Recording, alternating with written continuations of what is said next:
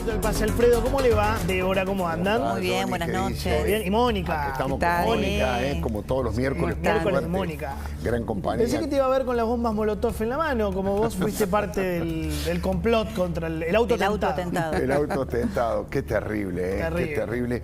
Semejante nivel de locura de plantear que se trata de un autoatentado. De hecho, ayer uno de los hashtags era autoatentado. Prensa basura. Qué gente linda, ¿no? Y además no solamente ha sido un salvaje, un verdadero antisemita, como es Luis de Elía, sino que se han prendido otros. Se han prendido Sandra Russo, se ha prendido el periodista Roberto Caballero. Hay todos los que están suscribiendo esa teoría que se trató de un autoatentado, cuando por suerte la investigación está avanzando y da la sensación que ya los tienen identificados. Lindo, es como lo de las Torres Gemelas, de Elía o de Bonafini, no me acuerdo quién Igual decía, yo ayer marcaba también que Cristina Kirchner haya retuiteado el tuit de la Cámpora, que para mí es una convalidación de la violencia, de esta afrenta contra la libertad de expresión que fue el atentado contra Clarín. Es una posición de Cristina y es una manera de que Cristina haya roto el silencio, nada menos que para hablar de esto, ¿no? Tres palabras usaron en un largo hilo de tweets: repudio, el ataque. Y después todo el resto de las palabras fueron palabras de convalidación, de autocontemplación, porque se victimizaban ellos también poniéndose como blanco, ¿no es cierto?, de vandalismo y demás en sedes partidarias, y de ninguna manera hablaban de lo que esto representa, ¿no? Hablaban del discurso del odio casi como, bueno, se lo buscaron, que se lo merecían. Joder, lo que pasa que me parece que este episodio lo que vino a convalidar era aquello de lo que veníamos advirtiendo muchos, casi todos nosotros desde ya, acerca de que las palabras, esa carga tremenda de odio, de confrontación, de señalamiento de enemigos, de deditos acusatorios, tarde o temprano las palabras pasan a ser hechos. Y los hechos pasan de la bomba al golpe, del golpe a la muerte. Esto es la tragedia de la historia argentina. Ahora, yo no viví el terrorismo, ¿no? Porque no había nacido. Porque eras chiquito. No había nacido. No había nacido, tenés razón. Pero la verdad, estar viviendo esto, hoy salió Johnny Wallace a decir, vamos a vengar la muerte, vamos, viste, terroristas, anarquistas, atrás a 100 años Argentina. Pero sucede porque se puede. Claro, sucede porque se puede. Y además es de una gravedad absolutamente inédita, Johnny. Yo sí viví los años 70 y yo no recuerdo, desde el retorno de la democracia, salvo los militares cara pintadas, un sector de la sociedad argentina que llame a las armas. Tremendo. Esto es lo que ha hecho Johnny Wallace hoy. Vamos a decirlo con toda claridad y sin ningún eufemismo. Se está llamando a levantarse en armas, a la lucha armada. De hecho, fíjate, la frase más fuerte de su comunicado, que ha hecho, él está detenido y está preso en Chile, la frase más fuerte que la podemos ver, dice que su muerte ni ninguna sea en vano, que la sangre sea vengada y la tierra recuperada. Sean más que la tierra recuperada, sean más que consignas, y escuchá, que las balas se van a devolver, sea más que un cantito. Si esto no es una incitación... Las balas que vos tiraste van a volver, es un cántico. Bueno, ahí... Alfredo, Johnny, Débora, también se confirma una advertencia que se viene dando de manera muy fuerte. No solo la gente del sur que está siendo víctima directa de las ocupaciones y de las intimidaciones y amenazas y golpes, sino también de dirigentes. Acá Pichetto se cansó de decir que estábamos frente a una avanzada de características terroristas. Tenemos que esperar que venga un comunicado liso y llano de alguien que está cumpliendo una condena por 9 años. Yo les quiero recordar lo que le contestó Alberto Fernández hace 2 semanas por carta a la gobernadora Arabela Carreras. No tenemos la obligación de ayudarla. No es función del gobierno brindar mayor seguridad a la región. Bueno, esa es una carta, una carta membretada, oficial, no es una declaración pública de Alberto Fernández, es una carta. Y a propósito de lo que decía Mónica de los funcionarios, no nos olvidemos que Bielsa, nuestro embajador, fue a visitar a Johnny Wallace a propósito de lo que marcaba recién Alfredo y mostraba con detalle, ¿no es cierto?, el comunicado de llamado a alzarse en armas. Tuvo una visita oficial convalidando su pedido de libertad, ¿no? Entonces, eso es lo grave. Yo por eso digo que Alberto Cristina Fernández y Aníbal van a ser los responsables de esta espiralización de la violencia. Esperemos que no se cumpla, esperemos que alguien tenga un poquito de sentido común y ponga paños fríos y empiece a dar una señal de que el gobierno está en contra, que el gobierno los va a combatir con la ley en la mano, por supuesto, pero no podemos permitir que un grupo que opera en la Argentina, que destruye propiedades, que prende fuego, que comete todo tipo de actitudes violentas, encapuchados y agresivas, tenga como jefe a alguien que dice que las balas tienen que dejar de ser un cantito y transformarse en realidad. Es peligrosísimo. Es importante recordar acá que se ha confundido la causa mapuche de la reivindicación legítima de tierras que solo vale para las que están ocupadas ancestralmente por los legítimos propietarios, etcétera, etcétera, porque cuando se ha denunciado este tema se ha señalado muy especialmente al INAI y muy especialmente a la directora del INAI, Magdalena Odarda, como responsable de dar sostén a las ocupaciones. Bueno, escucha, Mónica, hablando de Magdalena Odarda, fíjate lo que dijo hoy esta funcionaria, que yo creo que es la que le da soporte estratégico y la que le da logística a los ocupas pseudo mapuches en el sur. Escucha lo que dijo Magdalena Odarda. Yo creo que ya es una metodología conocida, ¿no? El hecho de buscar responsables en el gobierno nacional cuando se trata de un tema eminentemente provincial. Aquí no hay parque nacional, no tiene ningún tipo de excusa o de argumento para pedir que intervengan fuerzas federales.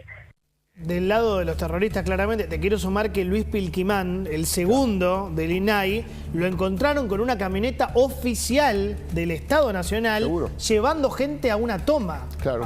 Bueno, bien se hizo lo mismo desde lo diplomático, claro. ¿No es cierto? En Chile. Lo que pasa es que nos dejamos engañar, para mí, con una falsa discusión respecto del conflicto mapuche, respecto del conflicto de los pueblos originarios, de las tierras ancestrales. Esa es una discusión. No tiene nada que ver con esto. Claro. Acá estamos hablando de delitos. Delitos que hoy tienen una vincha representativa de algún pueblo originario, delitos que mañana pueden mutar y tener una camiseta de un club de fútbol. Entonces, cuando estamos hablando de delitos contra la propiedad privada, contra el Estado de Derecho de las leyes que rigen la Argentina, no hablamos de ninguna otra causa. Entonces, la señora Odarda tiene que entender que acá lo que estamos diciendo o pidiéndole a las autoridades es que vayan con la ley cuando esa ley es violada por grupos violentos, nada más. Lo que pasa es que se ha enmascarado el conflicto mapuche, utilizando el conflicto mapuche, que tiene que resolver, entre otros, el INAI en el contexto de una ley que vuelve a ser debatida en los próximos meses, con el conflicto mapuche. Una cosa son las ocupaciones que han llevado adelante todos estos grupos violentos que escalan y que cuestionan incluso al Estado Nacional, porque son secesionistas. El grupo RAM, que es Resistencia Ancestral Mapuche, usan la causa mapuche, toman estancias, incendian patrulleros, prenden fuego de dependencias públicas, toman pozos petroleros de vaca muerta, no son ningunos boludos, perdón que lo diga de esta manera, van a los lugares más importantes. Sin duda, hay un contenido, además de una ideología absolutamente jurásica y oxidada, hay un contenido en el negocio de gente que los banca porque quieren usufructuar económicamente esa locura. Pero no me quiero ir de este comunicado, insisto en la gravedad. Desde que arrancó la democracia, salvo los militares Carapita, no han convocado a levantarse en armas o utilizar las armas. Fíjate, quiero que compartamos este otro párrafo del comunicado de Jones Wala desde la cárcel. Fíjate lo que decían. Ya no podemos seguir solo con piedras y con palos. Es hora de, lo leo textual, está mal escrito, pero apertrecharnos, así se dice, blindarnos, profundizar los sabotajes, la recuperación territorial para la reconstrucción y la liberación nacional. O sea, no tenemos que armar, está diciendo, ¿no? El tipo. Terminemos con las piedras y los palos y vamos a las armas. Y hay un elemento que parecería ser lateral frente a la amenaza terrorista, que es: ¿qué va a pasar con toda esa zona que se prepara para vivir una temporada turística recuperar la economía, porque estamos hablando de la comarca andina, estamos hablando de la ruta 40, la que lleva no solo a los turistas nacionales, sino a los eventuales extranjeros que vendrían a gastar dólares en la próxima temporada, hacia los parques nacionales. Ahora, qué fascinación que tiene el kirchnerismo con algunos grupos terroristas, ¿no? Sí, porque es histórico. Desde Montoneros, pero para adelante, RAM, Hamas, Hezbollah, Ortega en Nicaragua es terrorismo puro. Seguro. El chavismo en Venezuela es recontraterrorismo. El castrismo en terrorismo Cuba. De Estado. De Estado. ETA. Eve Bonafini bancando ETA. Hay un sector, no todo, pero hay un sector duro del kirchnerismo que le fascina estas cosas, ¿no? Sí, donde ven una sublevación o donde ven algún tipo de actividad armada, inmediatamente tienden a romantizar eso, a glorificarlo más allá de que no proclamen, por lo menos hasta ahora, seguir ese ejemplo, aunque, insisto, Jones Wala, te voy a decir una sola cosa para tenerlo presente. Hasta hace muy poco, la abogada de Jones Wala era la actual ministra de este gobierno, Elizabeth Gómez Alcorta. No es que están muy lejanos uno de otro. No. Está llamando. Quiero creer que saldrá Gómez Alcorta, quiero creer que saldrá el presidente de la Nación a decir que van a sancionar eso, que no van a permitir de ninguna manera semejante nivel de locura. Pero, Johnny, hoy tenemos dos invitados. Uno, por supuesto, no lo quiero meter en cuestiones políticas porque es el genial doctor psiquiatra José Abadi, con el cual queremos hablar de otras cuestiones de la vida a propósito de la publicación del libro maravilloso y recomendable que ha publicado. Pero está el senador electo, el doctor Luis Juez, que sí tiene posibilidades de opinar políticamente de todo esto que estamos hablando. ¿Qué es lo que le parece más preocupante y qué deberíamos hacer los argentinos o la oposición, doctor Juez? Buenas noches. ¿Cómo le va? Primero condenar enérgicamente, repudiar. Yo fui senador con Odarda los últimos 2 años del mandato y no tenía esta cabeza, Magdalena, no pensaba así, no pensaba así. Tenía otra idea, tenía otra mirada, era una profunda dirigente en contra de la intolerancia kirchnerista, no sé qué le pasó. Era de la coalición cívica. ¿Ah? Era de la coalición cívica. Claro, había sido candidata por el ARI. Claro. Y la verdad que tiene su origen en Córdoba, lo conocía su papá, militó con nosotros en el 2003. La verdad que esta postura irracional... Si un gobernador, Alfredo, ¿sabes lo que debe ser jodido para un gobernador que pide el auxilio de las fuerzas federales? Claro. Porque está confesando públicamente que ha sido desbordado. Y que te contesten diciendo, no, esto es un conflicto, resuélvanlo ustedes. Hagan lo que tengan que hacer. A nosotros nos pasó en Córdoba cuando se sublevó la policía y pedíamos a gritos, terminamos con muertos. Fue los peores saqueos que vivió la historia de Córdoba. Después del Cordobazo lo vivimos anoche del 3 de diciembre. O sea, es de una irracionalidad que el gobierno conteste de la forma que tiene que contestar, promoviendo escalada de violencia. Entonces, lo primero que deberíamos hacer, no importa en el lugar de la grieta donde estemos, es condenar definitivamente este tipo de violencia. Porque vos sabés cómo arranca, Alfredo, pero no sabés cómo terminan. Los irracionales no tienen límite. O sea, vos sabés que esto puede escalar de una manera increíble y puede generar un nivel de contagio a esta altura del año, sabiendo que todos los fines de año son complicados y teniendo desde el gobierno tipos que hacen guiño a este tipo de actividades o que se animan a condenar el atentado contra Clarín diciendo nos solidarizamos con los trabajadores de Clarín. Si no somos claros y contundentes, yo siento que las bombas Molotov sobre la oficina de Clarín cayeron en la vereda de mi casa. Si no lo tomamos de esta manera y nos sentimos, porque, y lo digo, perdóname la autorreferencia, no creo que ningún periodista de Clarín haya sido tanto más duro que Luis Juez contra este gobierno. Entonces, si yo me callo la boca o me hago el tonto porque no es conmigo, mañana va a ser conmigo, mañana va a ser con vos, pasado va a ser con otro. Entonces hay que condenar enérgicamente estos niveles de violencia que estamos viviendo, porque no sabemos dónde van a terminar. Perdónenme, pero quiero introducir un elemento más a este tema. Está el caso Clarín, está esta situación en el sur que es realmente gravísima, explosiva, porque para mí hay un hilo conductor entre los tres, y está lo que ocurrió en Rosario con la balacera contra un restaurante. O sea, estamos en un clima de violencia donde el hilo conductor entre todos es que el Estado está ausente de la protección de la gente. Está ausente en el sur, que le manda a decir a la gobernadora, problema suyo, arréglese.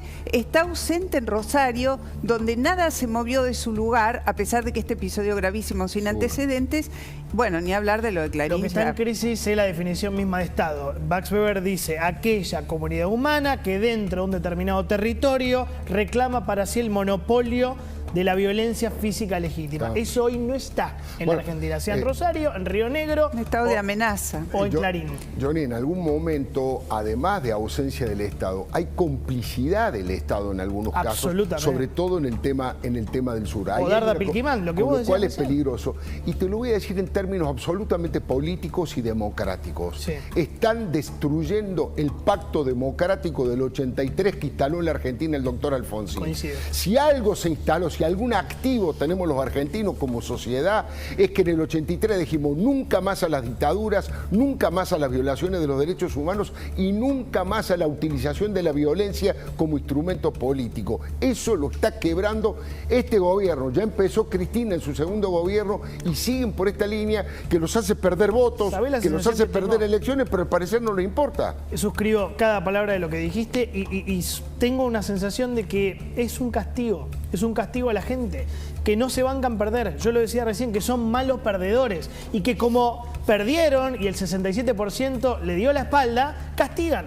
Sí, igualmente yo creo que es peor que la ausencia del Estado, porque el Estado está presente solo de manera selectiva, que es lo mismo que el argumento de la no injerencia en la política doméstica de terceros países. Claro, cuando se trata de Chile y hay un candidato de derecha que puede ser presidente, sí nos metemos. Ahora, cuando se trata de las violaciones de los derechos humanos de los países que recién mencionábamos, ¿no? Venezuela, Cuba o Nicaragua, no nos metemos. Cuando tenemos que hablar de Medio Oriente, sí nos metemos para condenar el uso desproporcionado de la fuerza del Estado de Israel. Nada decimos el grupo terrorista Hamas. Con el Estado es lo mismo, no es una ausencia total del Estado, es una ausencia selectiva, que es más grave todavía, porque claro, es castigar al ciudadano, pero siempre y cuando sea un eventual opositor. Pasó con las manifestaciones por el asesinato del kiosquero Roberto Sabo. Cuando los manifestantes hablaban en contra del gobierno, era un caso del que nadie daba cuenta, como si no hubiera existido.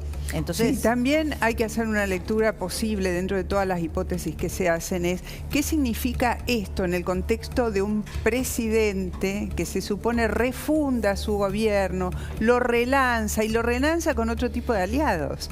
Porque Alberto Fernández está pretendiendo, por lo menos eso es lo que se dejó entrever en el miércoles pasado en la marcha, que relanza su gobierno con las organizaciones sociales, con los sindicatos, con sectores que no son afines ¿Cuántas veces relanzó el gobierno de Alberto? Bueno, pero se supone que... Espera, no me alcanza. Creo que 20 relanzamientos hubo el gobierno y es siempre igual. Lo que pasa es que lo relanza, pero al lugar equivocado. No tiene buena puntería. Bueno, hay gente que está ilusionada que ahora sí... Mónica, bueno, basta de lo que se ilusionan con cualquier... Hago un relato de periodista en este lugar. Lamentamos romperles la ilusión. Pero, chicos, no va a existir el albertismo, por favor, despiértense la siesta, ¿no? Señor Johnny Viale, muchísimas gracias como siempre. Un beso a José Abadi. Lo tengo que despedir. Ahora vamos a charlar con José y por supuesto con el doctor Luis Juez.